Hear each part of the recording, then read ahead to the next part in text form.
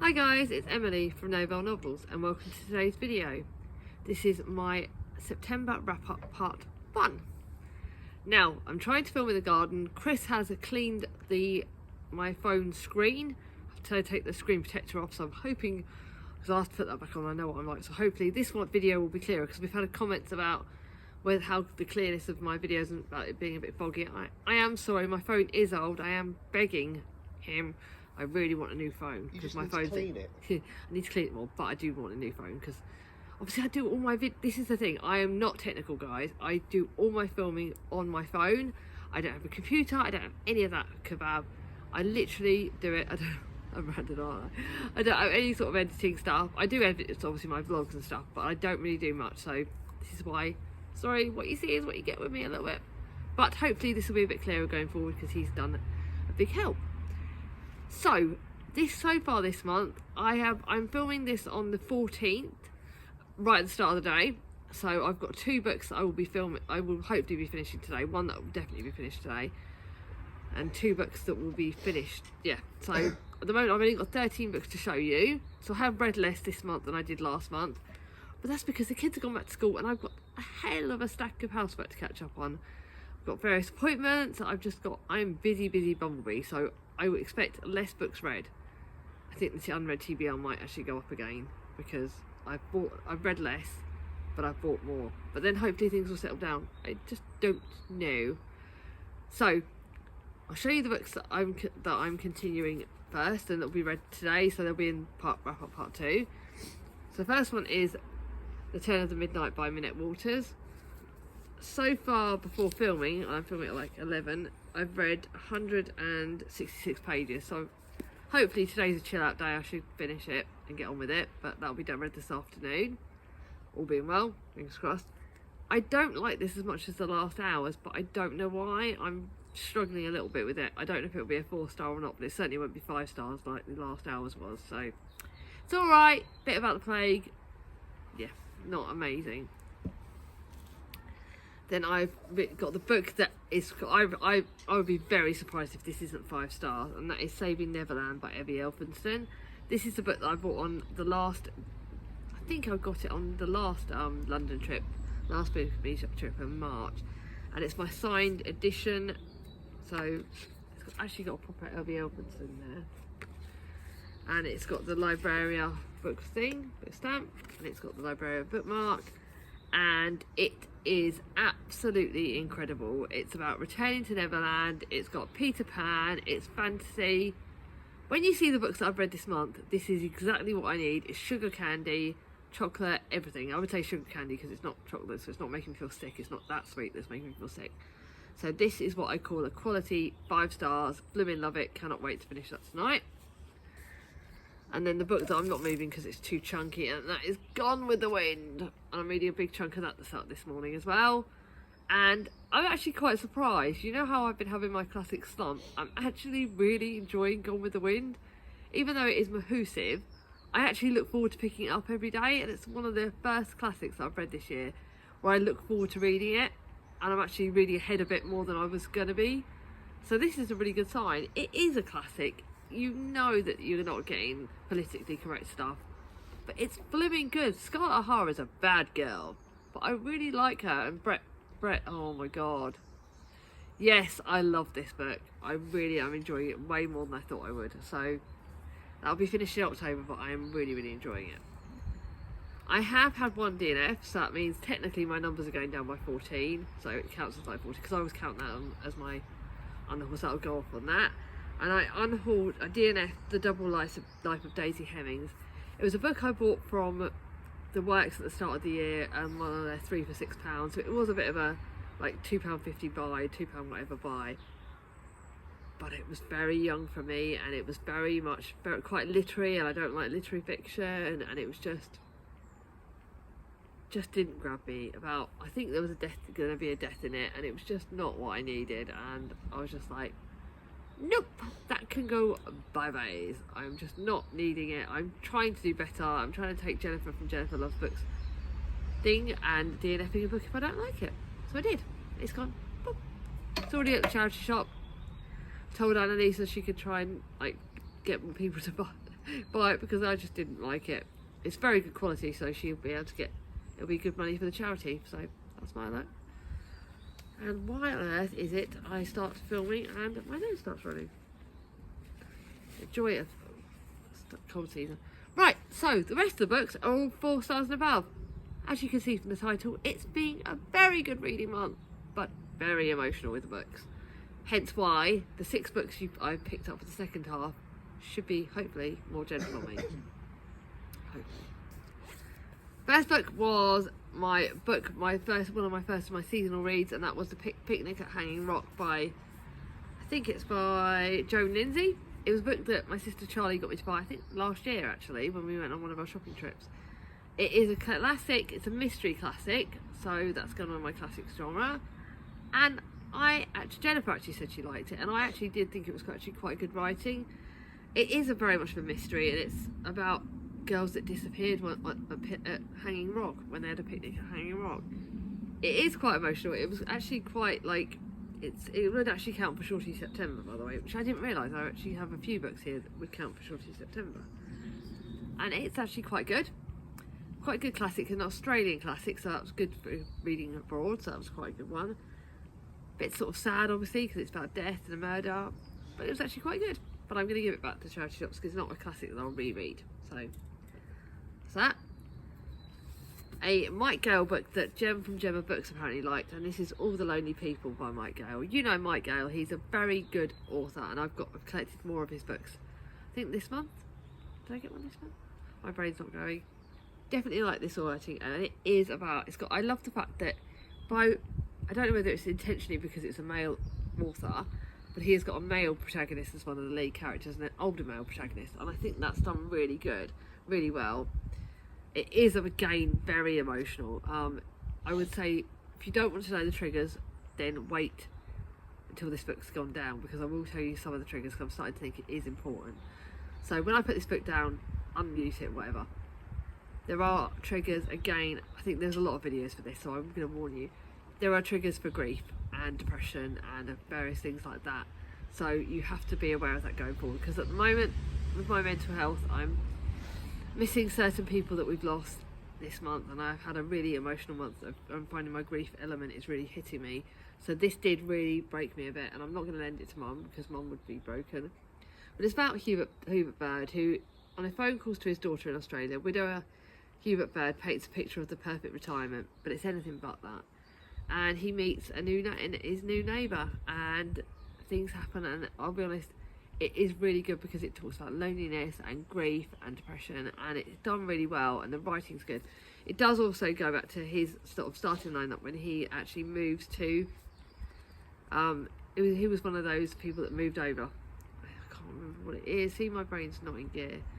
And he moved over from I think it was like Trinidad or somewhere like that. And where is it? Yes.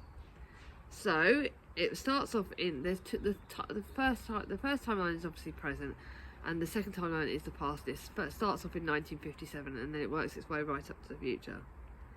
And he lives in Kingston, so it's Jamaica. So he was one of the people that moved over in that tide of people that happened. It is a really good book, but it is very emotional, so yeah. And then another seasonal book that the lovely Jack from Spread Book Joy got me to, which I know she found this, and I got this in the library book haul, and this is Here Comes the Girls. It's about a group of friends that go on a cruise, and I actually really enjoyed this. It's a really good good book, but it is emotional. And Shirley Van Tite, so these women, Ben, Roz and Frankie, Olive and Frankie, have been friends since school, and they go on this cruise, and they all have their own journeys and their own sort of things, because like 25 years later from their childhood, they're all going on the cruise, and they've all had their own issues, they have their own problems, and this is really good. It's a true book about friendship, love, community, growing older, and friendships can stay. So really, really good feel-good book. And a book that I will be keeping because it's part of the series, and that is Good Girl Bad Blood by Holly Jackson.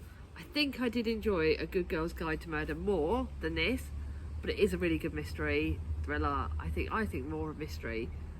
It's a bit thrillerish, a bit scary, but this one was 4 stars, and yet the first one was 5. So I don't know what as good as dead it's going to be like the third book in the series, but I am going to cover it. So it does literally follow, and you do need to read it after you've read A Good Girl's Guide to Murder, because it does follow on about that, and there are connections to that. And that's about a character, someone that's missing, and nobody's talking, but this time everyone's listening, so it talks about podcasts and things like that, and Pip's in it, and it is a really, really good book. It was just not quite 5 stars for me, but it was a good book, and it is one I'm going to keep. Then to a book that the lovely Jack Joy got me for one of my presents. I can't remember, I think it was Christmas. And oh my god, this was actually quite surprised me. I thought it'd be like water, like I didn't know exactly what it was, but apparently it's fans of Bridgerton. I'm actually tempted to keep this because it's actually really is. It's got a bit of romance, a bit of sauciness, a bit of friendships about sisters, and I think it doesn't say what sort of. I think it is a Regency romance, so that is good. But it's about a disastrous marriage has left the young and beautiful Lady Caroline widowed and vowing never to marry again.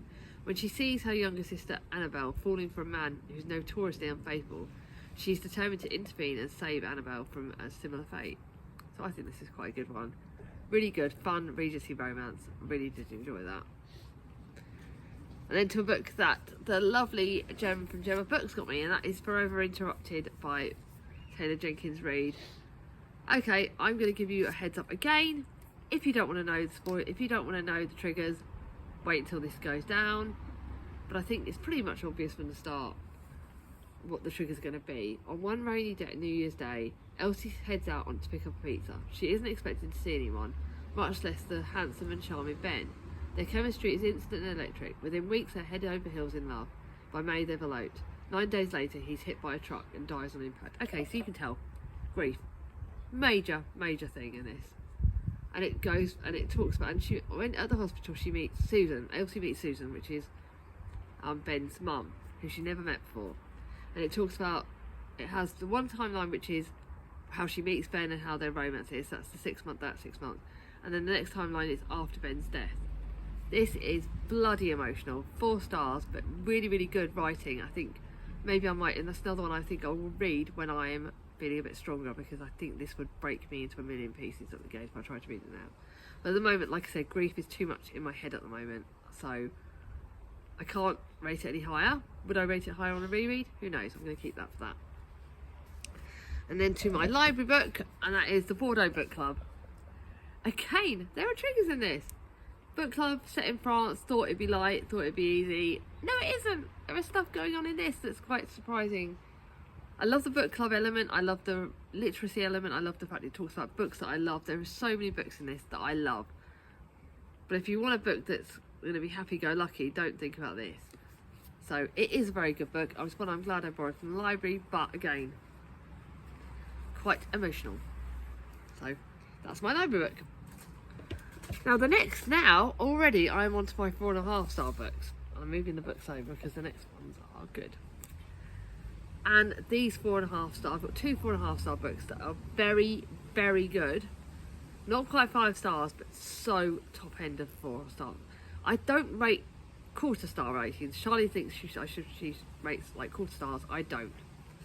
The first one is In Defence of the Act by Effie Black, which was longlisted for the Women's Prize, but didn't get shortlisted. I got warned that this would trigger me. Alice read this and rated it 5 stars.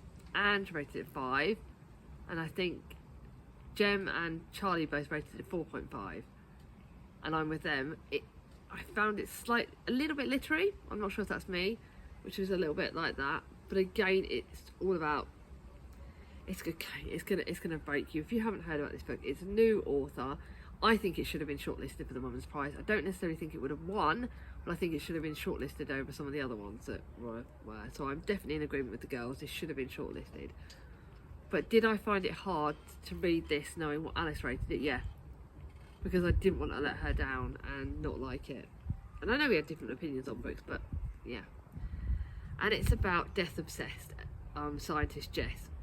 And Effie Black has created some really fresh and engaging characters. It is a very good book, but it is a lot about death and a lot about grief and a lot about things like that. And you really need to be aware of that going in. So it isn't a light read. It's a shorty September read because it is less than 200 pages. Very, very good book, and I'm really glad I read it but again, it was a tough emotional read. Now the next one is one that is 4.5 stars. It is Own Voices with Autism Rep, so I think it is very good book. And if you want to, it's middle grade, and if you want to learn more about autism, I think you really need to read this. And it is done in a soft way because it is by a middle grade character, and but you need to be aware of that going in. And had I been the right age range, would I have rated it higher? I don't know. I think I might have rated it a bit higher. I know some autistic children and some autistic adults, and I can see certain bits in them and how the battles they've faced reading this book. But there are certain bits I find hard, and I know that it was a bit emotional because the certain battles that this character Tally is facing as she's autistic, and she hides behind a mask. And I think even me with my head injury, and sometimes I find certain things harder than others. I know that when I am tired, my filter goes, and my ability to put the brave face on it, put the smiley face on it goes, and I find certain things harder. I find certain changes in routine harder. So I could relate to certain things in that, but there are some things that Tally does that as a mum I would find hard, and even as a mum who knows what other battles that Tally, I can relate to some of the battles that Tally is facing at 11 years old. I did find it hard, but I think it's very informative, and it's one that a lot of people should read because it's got great autism rep, because it is Own Voices, and if you need to learn more about that, I think, like I've already said on this video on my channel, I am so keen on getting disability rep. Disabilities can be physical, invisible, autism rep, dyspraxia rep. I want to learn more. I want to be more of an advocate, more of a champion, and I think this did teach me a lot, so I definitely want to share this. This is why this is going to charity shop, because I really think more people need to read this. Now to my 4 5 stars. I'm going to be honest, it's only 4 5 stars and 2 of them are favourites, so I'm not going to be like, guess who what the favourite is. It's obvious which one of them is going to be, and it's pretty obvious. You're going to be able to know by the authors purely alone. And I did not rate them 5 stars because of the authors alone. I rate them 5 stars because they're bloody good. The first is a 5-star middle grade, and that is The Last Firefox by Lee Newberry. The TBR jar finally smashed it. It gave me a 5-star book. This is going back on my shelves. Apparently there are more books by this author. I think I'm going to have to get them. It's got LGBTQI reference, which I think is really good. It's got fantasy, which I blew in love. This was just what I needed in the middle of all these harder books, and it was very good. Fantasy about The Last Firefox, friendship.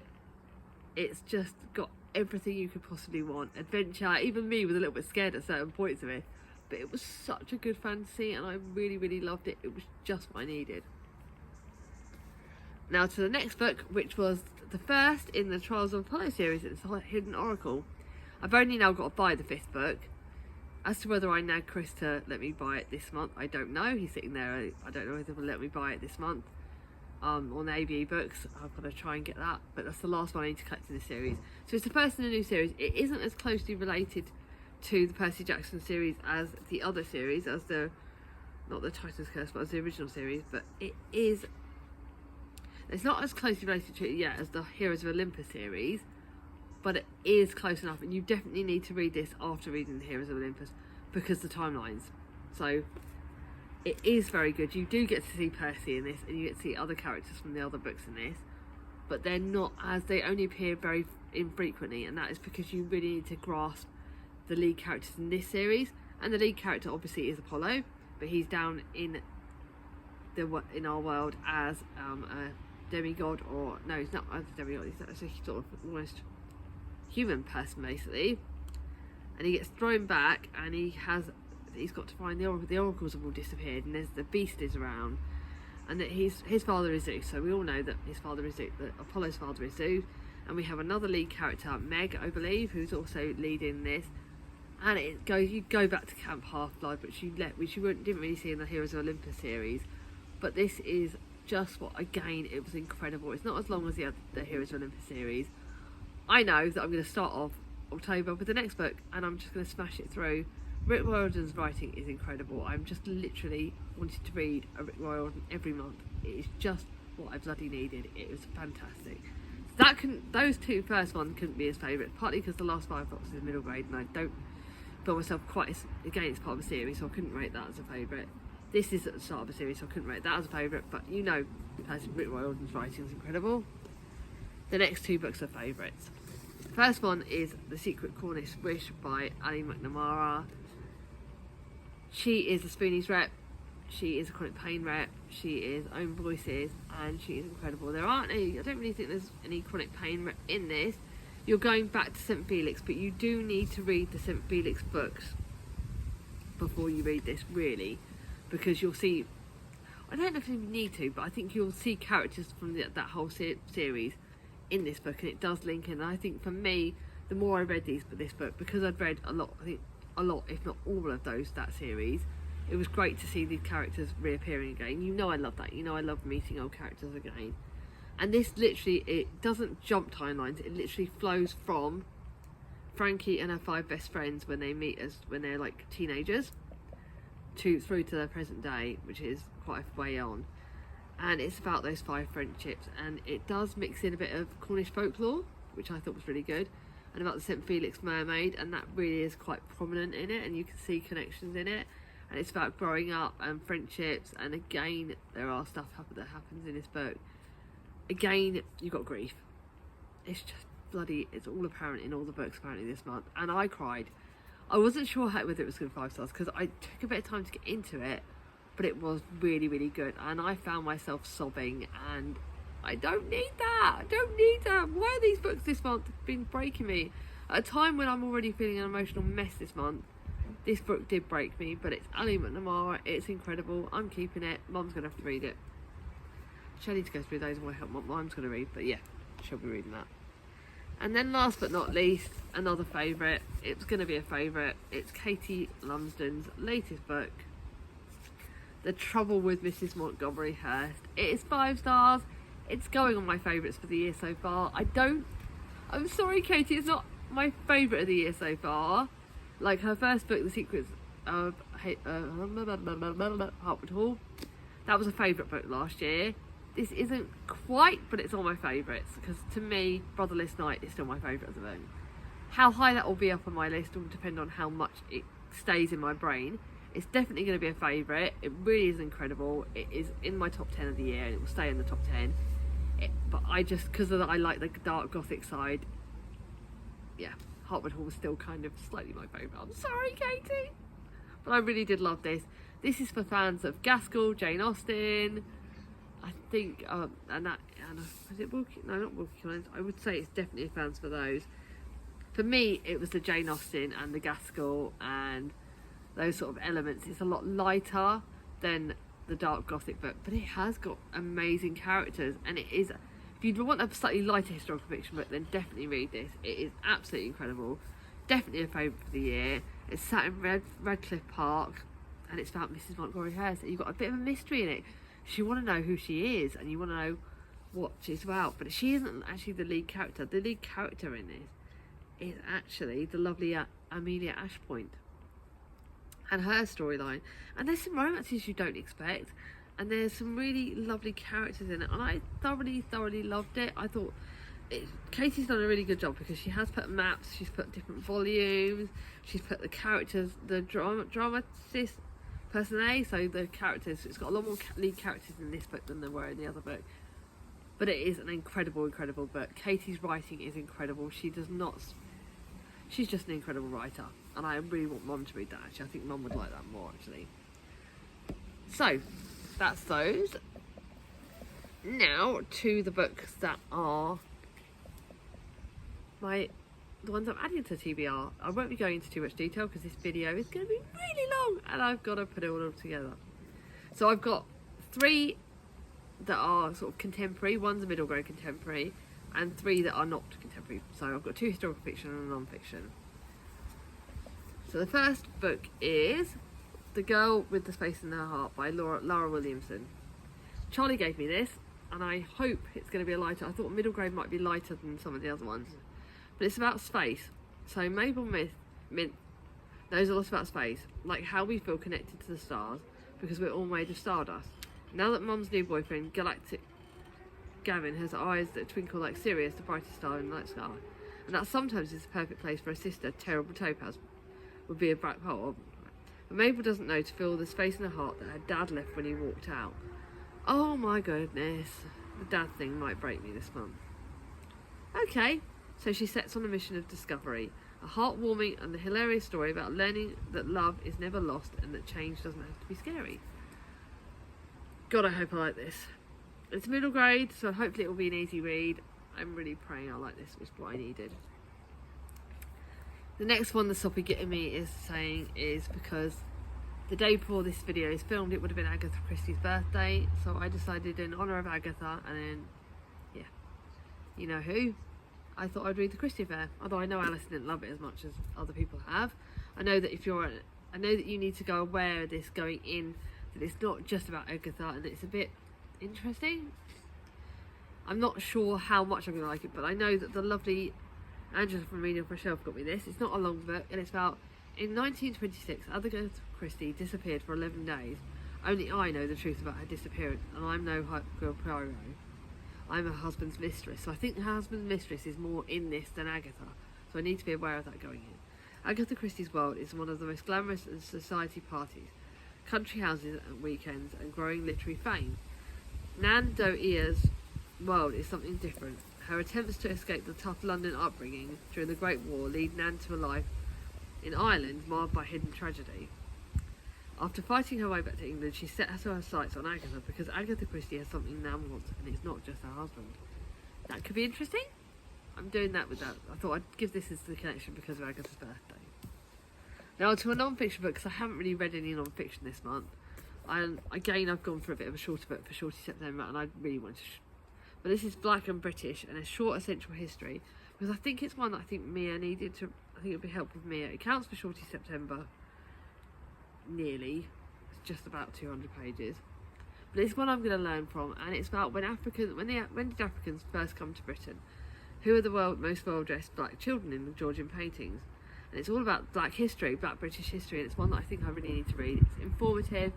It should be giving me some quite things. It's got pictures, and it's one that I can read and hopefully get the kids to read. So I'll keep that for them because I want them to learn, and they may get to learn more about this in their own school life. And the next one is The Last Dance of the Debutante by Julia Kelly. Again, I wanted historical fiction book, but I didn't want anything too heavy, and this is set in 1958, so it's The Last Debutantes, because the debutante thing stopped after that. And it's not too long, it's only like less than 350 pages, and it's about Lily Nicol, who's agreed to do the season, and she's a university student, and she befriends two women, aloof Leanna, whose apparent perfection hides a darker side, and ambitious Catherine, who dreams of a career. And it's about the last season, and about, it's dazzling historical fiction, perfect for fans of The Crown, and I really like The Crown, so this will be interesting. And then we've got two contemporaries. The first one is The Boathouse of Steppingstone Bay by Helen Rolfe.